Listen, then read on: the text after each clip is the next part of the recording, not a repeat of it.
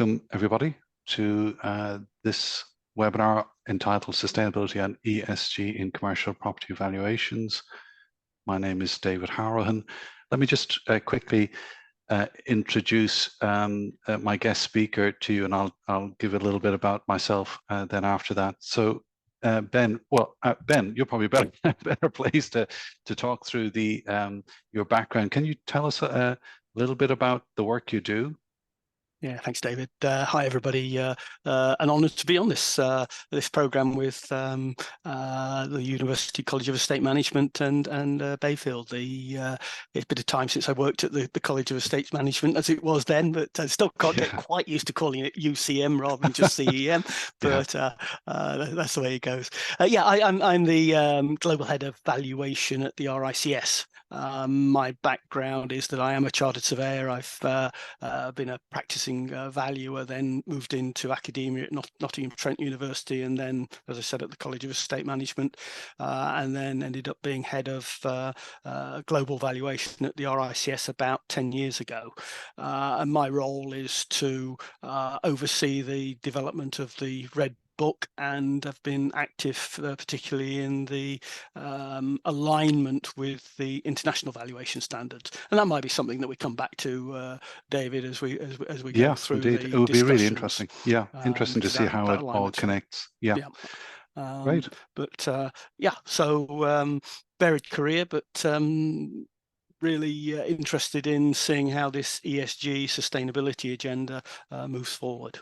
Yeah, great. Thank you very much. Like yourself, I've had a varied career path. The first half, it kind of is in two halves. The first half was out in practice in industry for about 17 years, both trained up as a surveyor in Dublin, and then moved over to London, did a stint in Birmingham as well. Mixed kind of background in terms of office agency, retail asset management and valuation, working for various firms and representing various independent private clients, but also some household names I've mentioned there. I am a fellow of the RCS, and because I trained up in Dublin, I'm a fellow also of the Society of Chartered Surveyors Ireland, who I'm still involved with. I am currently on the RCS Governing Council, a geographical seat holder. I'm one of 8 seat holders covering the UK and Ireland. And then more recently, I've taken on a role of being a visiting professor for SP, French school, who interestingly have 7 campuses across France. So we'll be doing some teaching next month with them, something I'm looking forward to on valuation. I'm that classic poacher turned gamekeeper, in the sense that I was previously a student at UCM, did my master's on the property investment program, which Ben might remember, and then joined in 2008, having graduated in 2008 and then joined in 2011. I think after completing my studies, I got involved part-time, and I loved the learning process. It was something very stimulating to do. Currently, I'm an APC chair for both the SSI and RCS, and an RCS Inspire Ambassador, which involves me going out to schools and universities, representing RCS, just encouraging people to consider the built environment as a way of developing a career path. In the last couple of weeks, I was actually at my son's secondary school in Winchester, which was a lot of fun, meeting students there, year 9, 10, 11. And last week on Friday, I was at University of Reading's campus, meeting undergraduate students there from the construction side, and just giving them some insights on what's involved in becoming a surveyor. So that's something I love being involved with. So that's me. So thank you, Ben, for that. So let us then kind of look at valuation and sustainability. Here we have some information. Could you tell us a little, Ben, in terms of a little bit of background about professional standards, what we mean by that, and how important are they? Yeah, sure. I think I'd start by sort of just making a statement, David, that I just wish that people would put a full stop after the E, after the S, and after the G in ESG, because they're Yeah, completely different measures. true. Yeah. And we need to just sort of keep that in mind as we go Mm. through the whole process of this discussion. Mhm. But the point about the standards are that the real estate and particularly the valuation of real estate is a very specific subject, because each property is different, its characteristics are different. It may be similar, but they're all slightly different. And what the standards do is to start to bring together definitions so that the market can understand the information which is being passed through the systems. Valuation is immensely important to the economy. We saw what happened in the global financial crisis.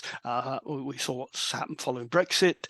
And the assessment of values is a key component to every decision that is made. And if we can get better information to the decision makers, i.e. better valuations, then the better those decisions can be. And it can release an enormous amount of wealth through the multiplier system, etc., into economies. And as valuers, we should be immensely proud that we are part of that process, and we've got an integral part to play in the economic performance of a country, of a region, and globally. And the standards are part of that. And most of the people who are listening will have heard of the Red Book, the RICS standards, and perhaps being a little bit confused about the international valuation standards, and which ones should they use, or what is the process, or what's the relationship between those two documents. I served on the Tangible Assets Board for the IVSC for 6 years. I've just stepped down from my period there, and what it is that the international standards are exactly what they say, and they cover tangible assets, so anything you can touch, business valuation, but also now critically, in my view, they've moved into the financial instrument arena. So it covers all sorts of valuations, right the way through from a mortgage valuation to valuing a complex REIT, which might have assets located anywhere in the world. And to make that work, you need a common set of definitions and a common set of understandings. And that's what the international valuation standards do, is bring that international flavor. I term it that it's almost flying at 30,000 feet. So they're a high-level principle set of standards. What the RICS do in the Red Book is take those 30,000 feet standards and bring them down to 20,000, 15, 10,000 feet to provide the actual detail on how RICS members can comply with the international valuation standards. So I see the Red Book as a framework which, if RICS, or when as RICS members follow the requirements set down in the Red Book, then they will be their valuations will be IVSC compliant. And it's that confidence which is then given to the marketplace about the relationship of valuation and the process that it takes. The challenge to that is that value has lots of different interpretations, different meanings.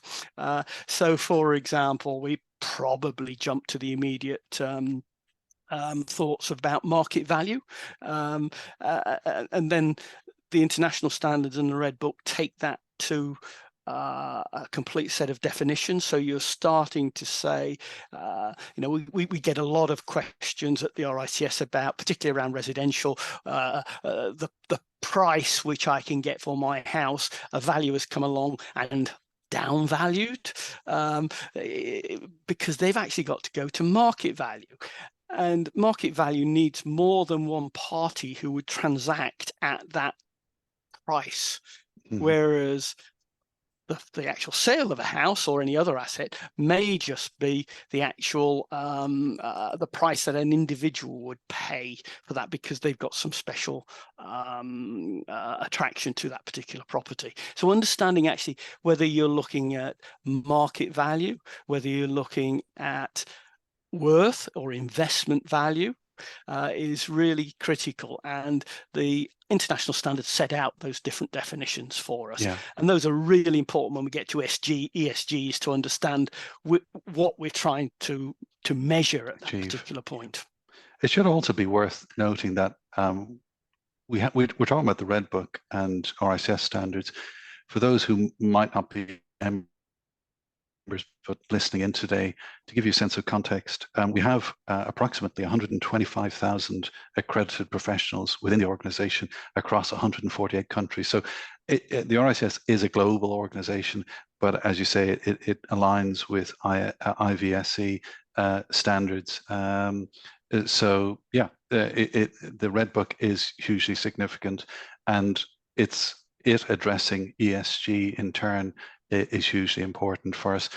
There is then reference here to the sustainability and ESG in commercial property valuation and strategic advice. There is this paper that is now a standard that's now available, issued in 2021 with effect from January 2022, so quite current. Can you tell us a little bit about what the purpose of that piece was? Yeah, sure. Again, this follows on the development of sustainability and ESG. Those, we'll probably come to this in a few moments, the sustainability and ESG are baked into the Red Book, and actually the RCS probably go further than any other valuation professional organisation in requiring their members to consider sustainability issues within our standards. But also we noted that there was a gap in the content of the Red Book, that the Red Book covers, as I said earlier on, all sorts of valuations. So from valuing Paul McCartney's music through to business valuations, to valuing Tesla, to valuing an individual piece of real estate. So it has to be flexible to cover off all of those items. And when you get to that generality, sometimes you lose the specific focus which members need and clients also need to understand the valuation process of particular elements. So we issue additional guidance in the form of these documents to allow the valuers to get that greater consistency in the way that they approach the problems, and that allows the client to have a clearer picture of the information, and also compare different assets and different in different formats, because they're getting the same basic information. So it sort of brings it down to the 5,000 feet rather than sort of 10,000 feet, if you like, David, at that point. It brings out transparency and consistency, which is so crucial. Interestingly, with the standard here, the first two bullet points here we'll explore in subsequent slides, with good practice advice supporting everyday commercial practice. Have you seen have valuers had to evolve the advice they give in the context of sustainability? I presume they have, in the reports they now give. So.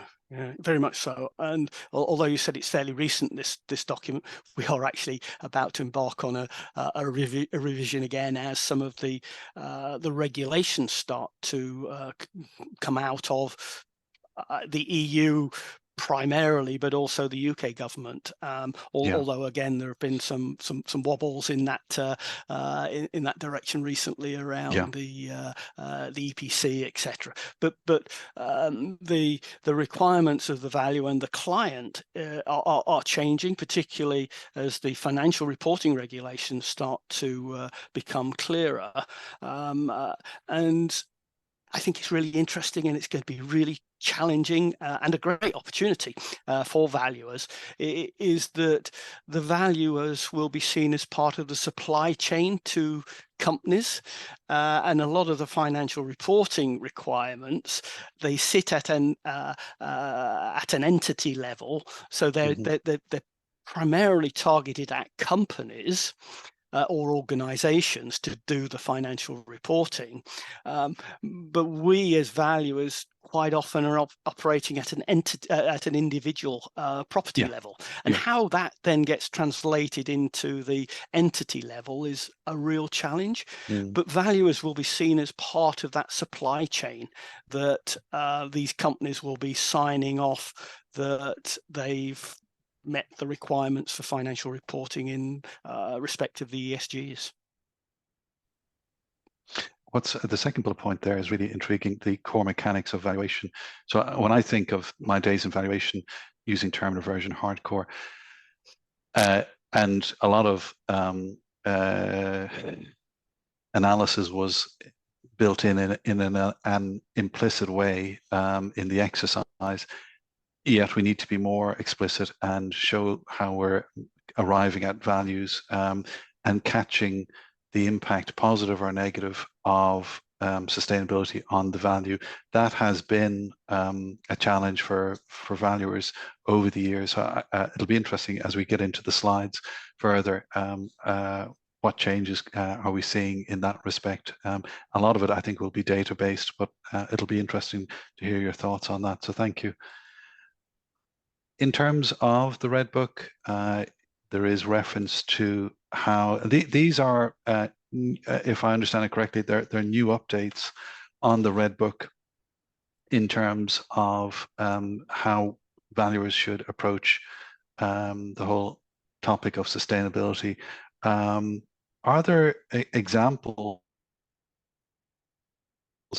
There's reference here to factors to consider. Are there examples of factors that when a valuer goes out to inspect that they need to be more mindful of? Are there any ones that particularly come to mind, Ben, in this respect? Yeah, again, I think that these are the real key questions, and I think, again, just sort of taking a step back, David, before we look at those, is that the valuer's job is to interpret the market. It's not there to lead the market. Yeah, interesting. So we again, I personally feel that environmental issues, etc., are really, really important to society and to the world, etc. But I've got to be objective when I go and look at a property or collect data on a property, that you don't let your own personal feelings, etc., override the evidence which is there before you. And so I think there's a real divergence here for clients, and when you undertake a valuation, you really there are two things you're doing, and I think it's really important they're separated. One is the regulatory function of carrying out a valuation. So there is a regulation which says you need to do a valuation every year for your financial reporting or whatever, or for a mortgage valuation you need it, and then goes into the banking regulatory system, etc. So there's a regulatory function. And then there's an advice piece, and actually the advice piece is probably where lots of clients want that part, but it's not necessarily valuation, because it's not in that regulatory framework. So again, that division and how that function is provided to the client is really important, and that clarification is there.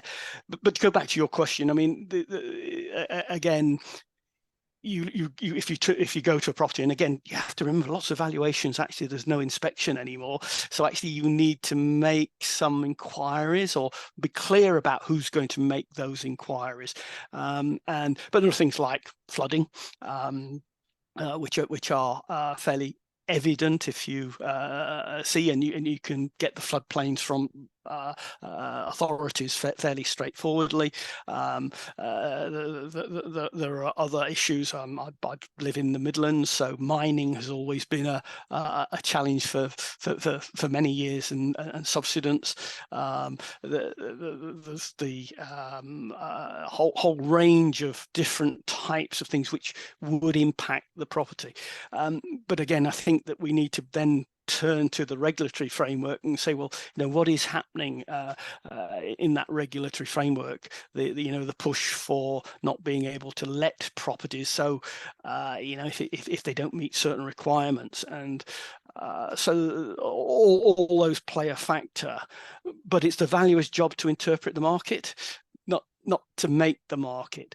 And I think the only other thing I want to sort of add to that part at this point, David, is that valuers very often get criticized for saying that we look backwards rather than forwards. And as things change, as the markets change, how can looking back be a good process? Well, I think that's wrong. Valuers do look forward. What we use is comparable evidence from the marketplace, but the people who are doing those transactions, or the organizations who are doing those transactions, are looking forward. They're not looking back at what happened. They're saying, I'm going to buy this asset, this property, and I want to run it as a shop or an office or whatever they're going to use it for, and that's why I'm buying it, or I'm buying it for an investment to give me an income. And the question is that income, or is that opportunity to use the real estate going to remain as we move forward? So and that's what they're buying. They're not buying the history, they're buying the next 5, 10, 15, whatever period of time they're looking over to justify the transaction.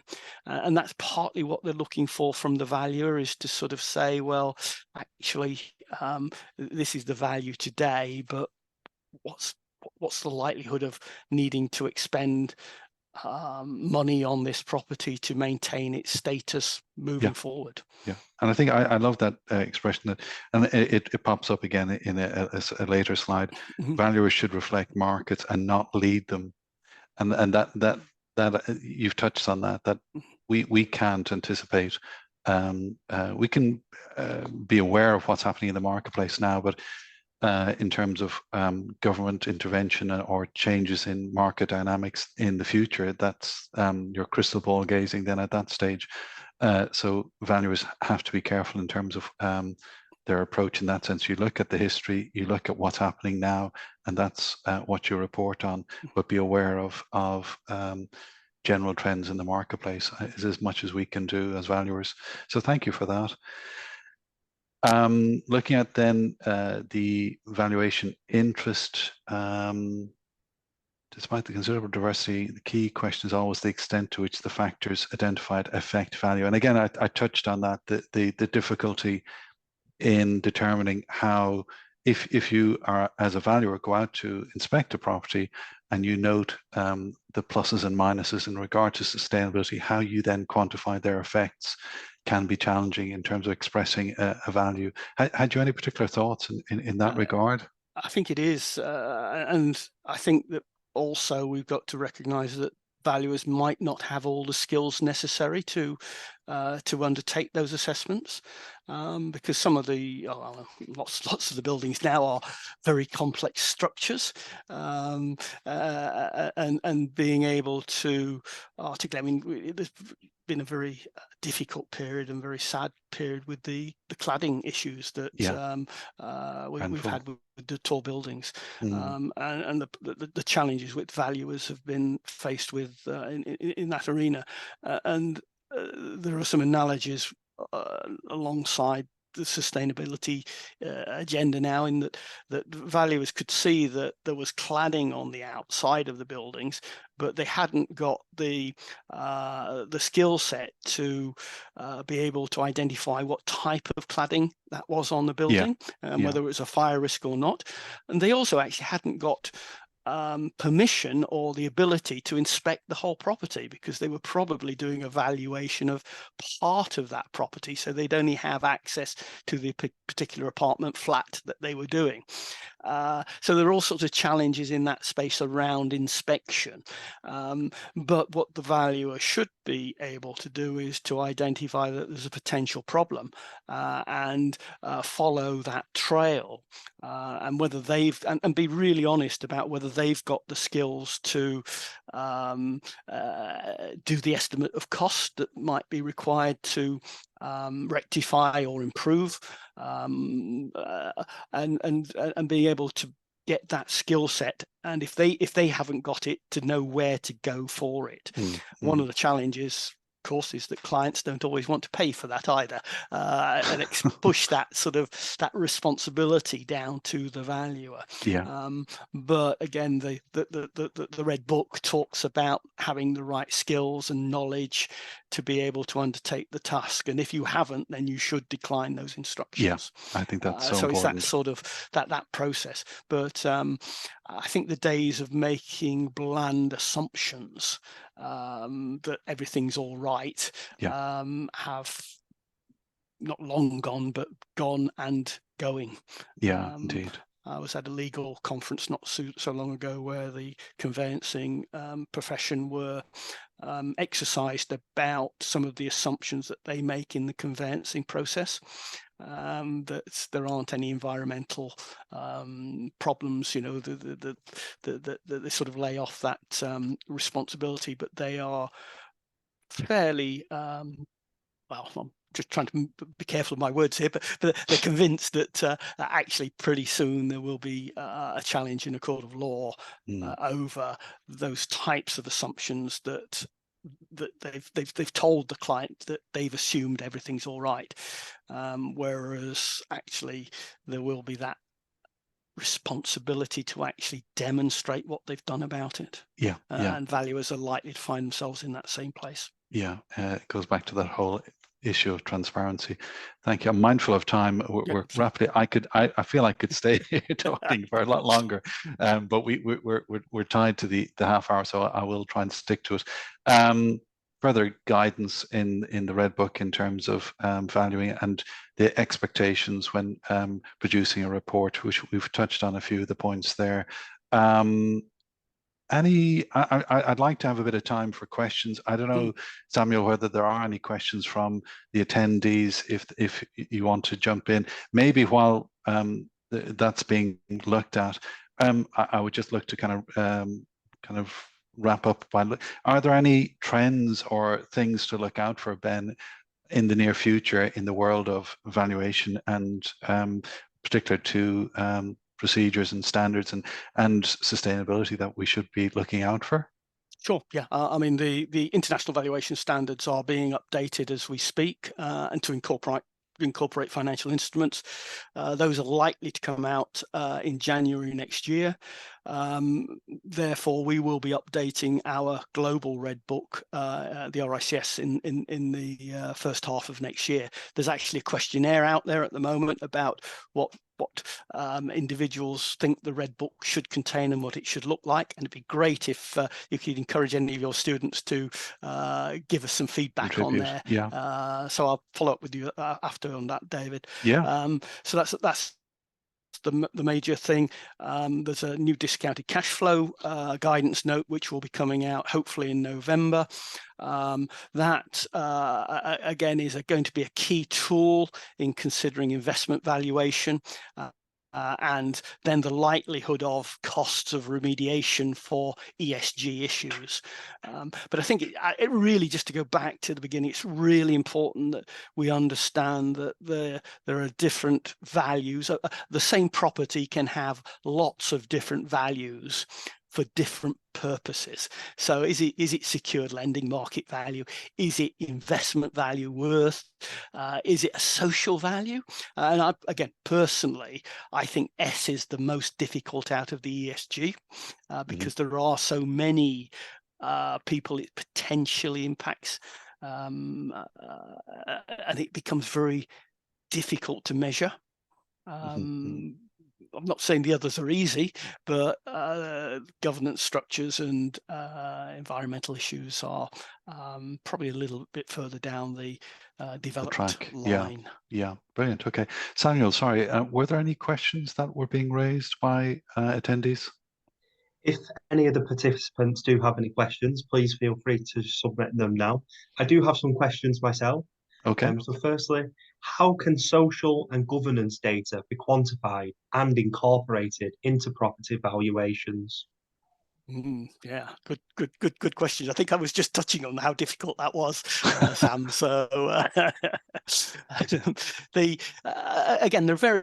So you have to have clear descriptors about what it is that you are trying to measure, and then you need to analyze transactions that have already occurred against that framework to be able to then identify particular characteristics which have caused a value to change.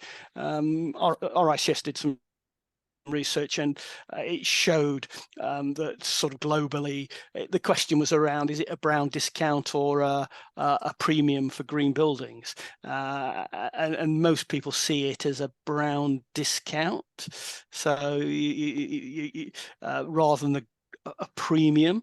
That doesn't enamor all the developers to that sort of research, because they all want to see a green premium, that if we create green buildings, then we're going to be able to get a greater return from it, rather than sort of looking at the discount.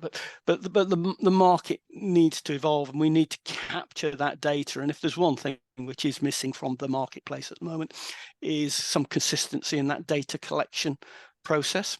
And standardization of that would lead to enormous benefits from analytical processes, rather than it being a gut feeling or so giving that data evidence to back up the decision. Thank you very much. We do have a few more questions as well.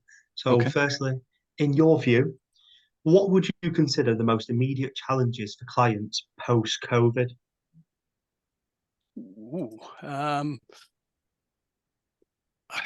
I think you look at the sort of double whammy which is hitting the secondary office market at the moment in the UK, of increased interest rates. So the economics have shifted enormously.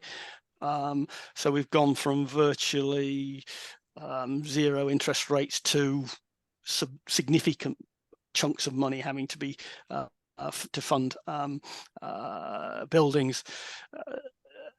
And if you put that alongside the challenges of return to the office for work purposes, and I think this is a really big social change that we need to embrace, and valuers need to watch really carefully, and because almost the fabric of society has changed. And now whether it goes back to where we were before, or whether it continues into a new dynamic,